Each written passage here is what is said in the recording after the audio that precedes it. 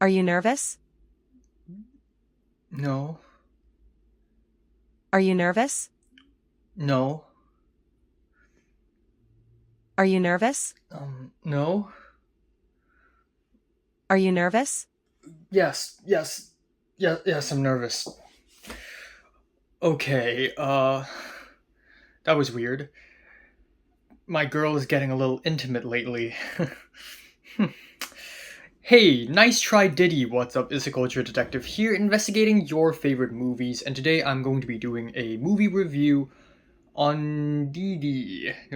Parenthesis Didi. That's the official title of the film.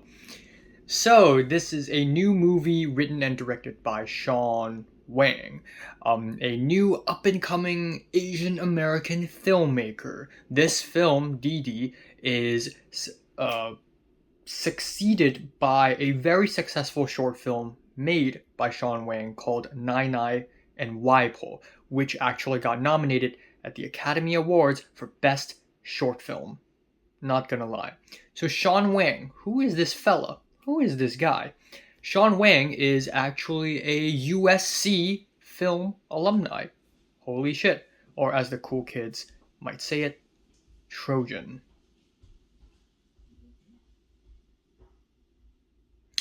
So, yeah, as a fellow East Asian film enthusiast studying at USC right now, let me give this film my 2 cents.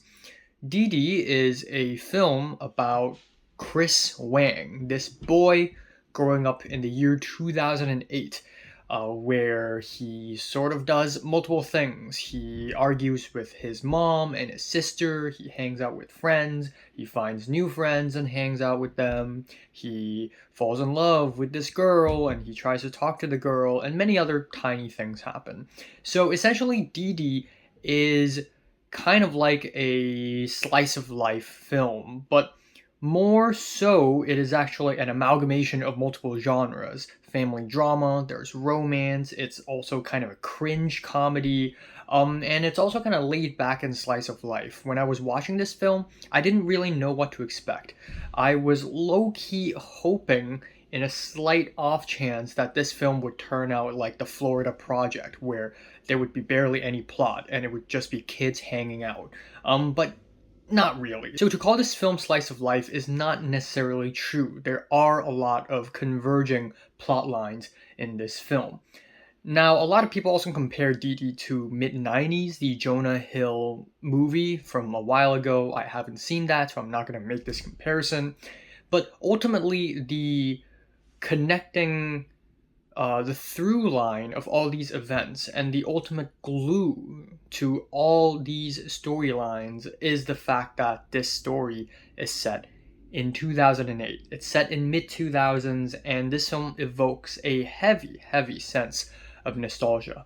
And I love nostalgia. I love films and music that explores nostalgia, and this film also shows a lot of technology from the mid 2000s, all the way from the Windows XP to MySpace to erasers, where you remove the cover and then you scrub. Nowadays, kids don't even write anymore, they type out stuff, which is wrong, by the way. Kids are supposed to train to write, in my opinion. But, anyways, I digress.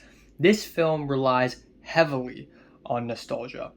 Now, I feel a little bit out of place when I watch the film because while I am not a young Gen Zer, my childhood was 2012 to 2015, I think, and this film is set in 2008. So had I been born slightly earlier, I feel like I would have been able to relate to this film a lot more. Not only that, I'm also Asian, particularly East Asian. So when I watch this film, there is a lot of me trying to relate to this film. And guess what? I did not relate one single bit. There's nothing relatable in this film at all to me. But that is not a criticism to this film, because obviously I'm not a target audience of this film, even though a film shouldn't work like that. Now, I do understand the importance of having a demographic for a film. But if you have to be a kid who grew up in the mid 2000s in order to be able to enjoy this film, then the film is not a good film. It's not working well to convey messages and feelings to people of all ages and from all cultural backgrounds. Now, anyways, let me talk about what I like about Didi first. First of all, I like that the main character is a literal child. I think a film with a not a young adult slash adult main character is boring. Let's be honest here. And by making the main character a child, we're living in a child's world, or a teenager. We're living in a teenager's world, and to see the world through the teenager's eyes and experience is much more refreshing. The film is also very sympathetic. Obviously, we don't even have to hide it anymore. This film is obviously a semi-autobiography of Sean Wang himself. Growing up as an East Asian American child, first generation in Los Angeles, it's literally Sean Wang's semi-autobiography. So he does distill a lot of his sympathy into this main character, Sean Wang, Chris Wang. It all connects. I like that when he feels sad, the audience feels sad. When he feels happy, the audience feels happy. I love the sympathy of this film. But beyond that, I honestly don't really have much else to enjoy in this film. First of all, there is a heavy reliance on the element of being an East Asian immigrant.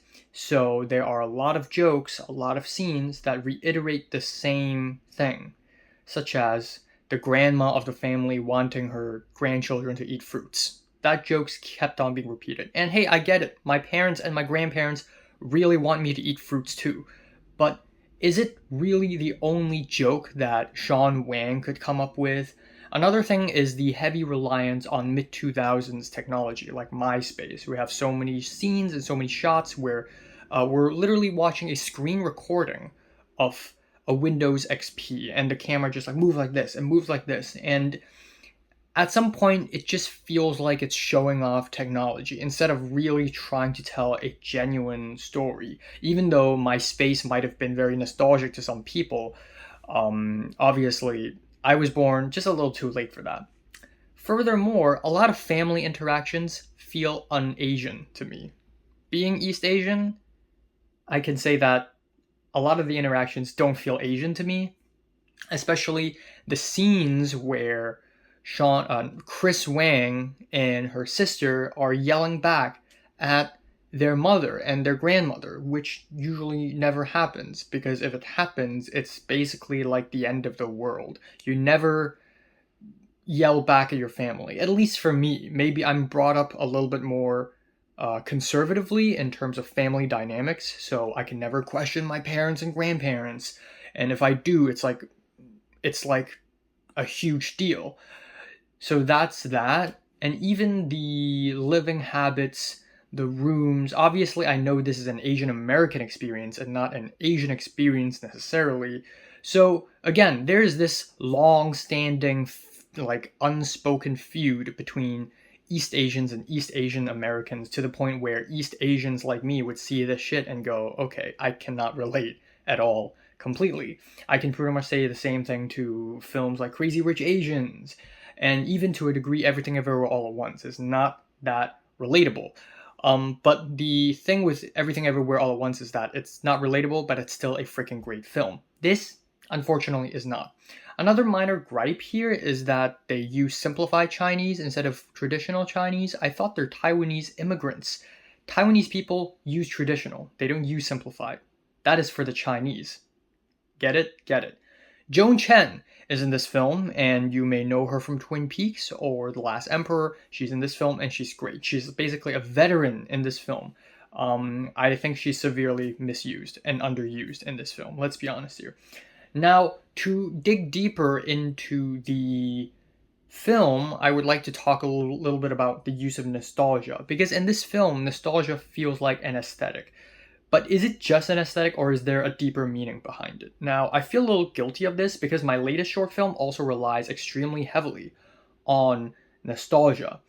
So I was actually brainstorming throughout the film, like, if this film relies so heavily on nostalgia, is Sean Wang effectively using nostalgia to evoke feelings, or is it just nostalgia for the sake of nostalgia? And this has led me to All About Lily Choo Choo's Okinawa sequence. That sequence is pure nostalgia for me. But the thing is, I'm not even Japanese. I've never been to Okinawa. Why is that sequence so nostalgic to me? It's the idleness, is the environment, it's the ambiance. So I feel like Sean Wang has yet to capture that in Didi, if that is even what he is going for. Now, what he is definitely going for in the last act of the film is basically classic USC filmmaking, classic USC storytelling. Well, he reconnects with his mom on her bed and having a heart-to-heart talk. He rekindles with his love interest, blah, blah, blah, blah, blah, blah. And of course, he and his friends are friends again. Yay, happy ending, life goes on, and it is so safe and so inoffensive. It's so 310. It's so 480. It's so 546. It's, oh my god. By the end of the film, I just feel like Sean Wang could dedicate an entire film to Chris Wang and his relationship with his mom, or maybe an entire film about his relationship with his love interest, or maybe an entire film about his friendship with friends, or maybe an entire film about his cultural displacement, trying to assimilate in America, in Los Angeles. In fact, there is a lot to explore. I feel like 93 minutes is nowhere near long enough for a film like this. Also, speaking of cultural displacement, another tiny thing I kind of think about is that don't Asians, especially East Asian immigrants, always hang out with other East Asian immigrants? In LA, especially, like, Koreans always hang out with Koreans in Korean communities, Korean schools, Korean neighborhoods. Chinese people always hang out with Chinese communities. Like, look at Monterey Park. Look at Koreatown, for example. I don't know. So, yeah, this film, it's some parts are well done, some parts less so. I think overall it's still an enjoyable film, but I'm really not getting into it too much. Not really. I'm giving Didi a strong 6, maybe to a very, very light 7 out of 10. So, have you watched Didi? Comments below, let me know, subscribe you one more, and thanks for watching. I need to take a break from YouTube. I'm too tired.